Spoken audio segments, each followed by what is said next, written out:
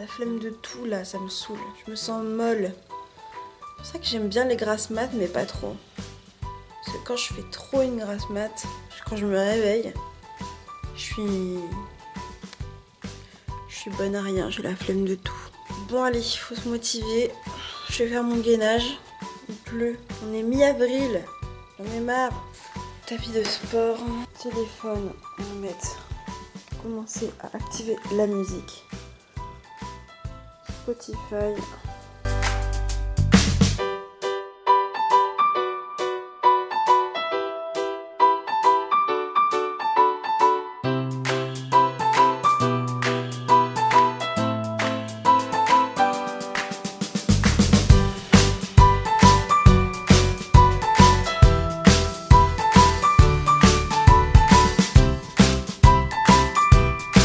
Alors, ce matin, j'ai mangé mon smoothie bikini, enfin j'ai bu mon smoothie bikini. Il est un peu plus tard que 14 h je pense. Et je vais manger mon repas du midi et je vais partir à l'exploration avec les médaillons de soja que j'ai achetés, que je vous ai montré en début de semaine. Donc là, c'est complètement dur et en fait, c'est du soja texturé sous cette grosse forme. Il y en a 50 grammes. J'ai commencé par faire chauffer de l'eau bouillante. J'ai mis une petite cuillère à café de bouillon de légumes. Et je vais y mettre mes médaillons de soja à l'intérieur. Je vais laisser chauffer 10 minutes. En attendant, je vais me couper un oignon que je ferai revenir à la poêle. Et je vais également me couper quelques feuilles de mon chou frisé que je vais aussi faire revenir à la poêle. Voilà, voilà. Alors ici, j'ai fait revenir dans de la margarine végétale 3 feuilles de chou frisé, les oignons. Comme épices, j'ai mis du curcuma et du paprika ainsi que de l'ail en poudre. Les médaillons de soja, donc je suis d'accord là, comme ça donne pas vraiment envie. Je pense que ça n'a pas vraiment de goût d'ailleurs. Je vais les faire revenir dans un petit peu d'huile de coco. Et à côté, je vais préparer une sauce à base de crème soja. Et ceci, donc c'est de la pâte de curry rouge, donc qui est assez épicée.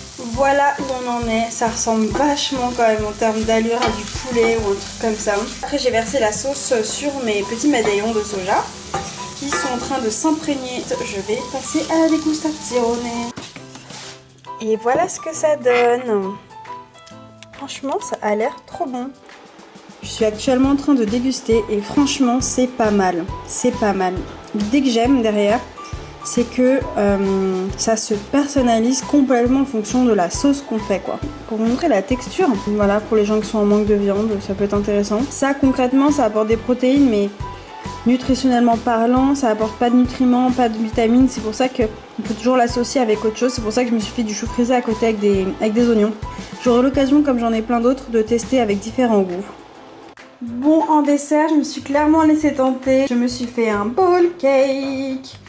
Donc, je vous mettrai dans la barre d'infos tout ce que j'ai utilisé. Bon, rapidement.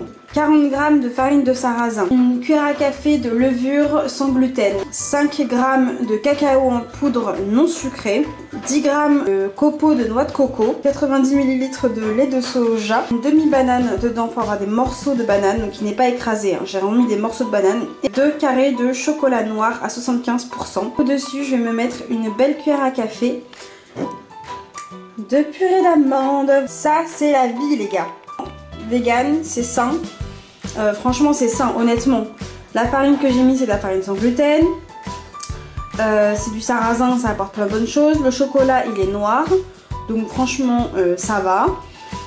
De la banane, bah, la levure elle est sans gluten aussi. Bon je dis pas que le gluten est mal, attention, c'est juste moi j'essaie de limiter un petit peu. Copeaux de noix de coco, enfin franchement, il faut me dire là où est le mal. J'ai oublié de vous dire combien j'ai mis de temps. Déjà regardez l'intérieur avec la banane dedans, c'est super bon, sérieux ça va devenir mon kiff du moment. Ça va rentrer dans mes routines. J'ai mis 2 minutes au micro-ondes et franchement ça a suffi là, c'était parfait. Pas comme la dernière fois où c'était un peu trop cramé. Là c'est juste nickel pour moi. Il est 16h34, je m'apprête à aller à la salle de sport. J'y vais que maintenant parce que cet après-midi franchement j'ai traîné, c'est abusé. Maintenant on arrête de traîner, on se lève et on bouge ses fesses. J'ai bien mangé ce midi, mais alors pour le coup... c'était lourd, j'ai beaucoup mangé je trouve. Il va falloir que je digère tout ça avant la pesée de lundi, n'est-ce pas? Donc je dois faire 60 minutes de cardio, donc toujours en fractionné.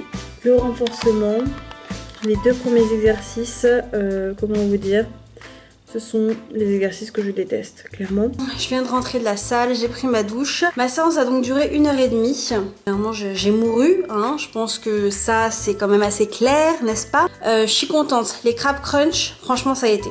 Franchement, ça a été. À la fin, c'était dur. Franchement, à la fin, les crab crunch, voilà quoi. Genre, mon bras, il shakeait un petit peu trop, donc c'était un peu compliqué, donc je m'arrêtais souvent.